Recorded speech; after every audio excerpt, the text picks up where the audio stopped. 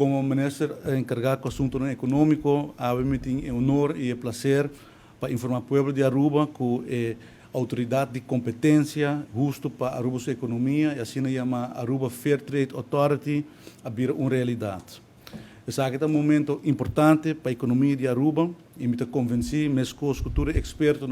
que ajudam-nos nesse processo aqui, que a Aruba Fair Trade Authority tem esse caminho importante e estrutural para a nossa economia, nos comerciantes e para todo cidadão.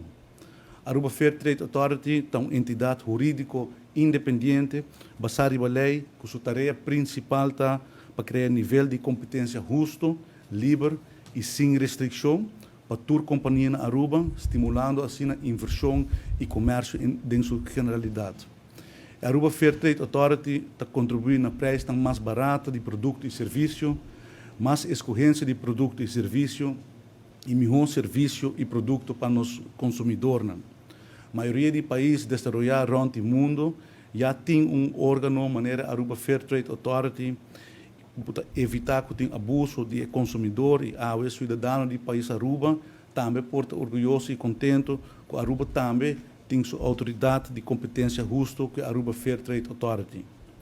Me desejar para ressaltar que como ministro encarregado da economia, me encarregado do manejo de autoridade de competência,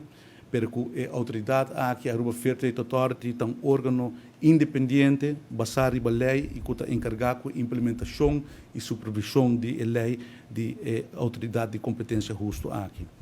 Então, é um caminho largo para nós chegar aqui, e mestre mencionar que a Aruba Fair Trade Authority não pode vir uma realidade se não está para o trabalho, dedicação e insistência do Departamento de Assuntos Econômicos, e por motivo aqui, também nós três conosco, diretora do Departamento de Assuntos Econômicos, senhora Maria Dijkhoff Pita, que me quero agradecer para o trabalho grande que nós fazemos para implementar a Aruba Fair Trade Authority. Logro de um governo, de um ministro, não é possível sem a ajuda de sua ambtenaren. Também no quadro aqui, me quero agradecer a meu colega na ministro, que dá apoio no projeto aqui, e que aprovar que o país Aruba alocar fundos adicional para poder implementar a Aruba Fair Trade Authority. Nos torça que o país Aruba está passando de um momento financeiro difícil, mas o governo de Aruba mira a importância de Aruba Fair Trade Authority e decidir para alocar fundos para fazer isso aqui